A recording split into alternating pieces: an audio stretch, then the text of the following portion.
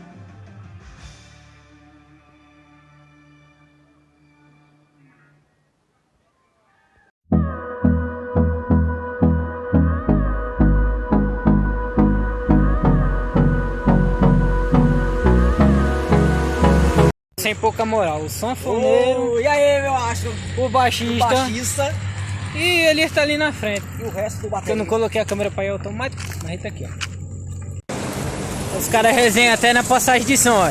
Elias, sanfoneiro já entra, é logo ligeiro. Vou pegar aqui, peraí. Beleza. Baixista. Aí, ó, teclas. Ei, meu mano. Bora o ônibusão aí da banda aí, ó. Quando eu disse que eu tô com pouca moral pra vocês pensarem. Eu tô dentro do ônibus da banda. No Brasil. Dá um rolê, Motor ali. Dá pra acreditar não, né? O ônibus da banda que você só escutava só. Até hoje escuta. Dentro do busão. Dá um peão dentro do busão. Isso é pra poucos. Café,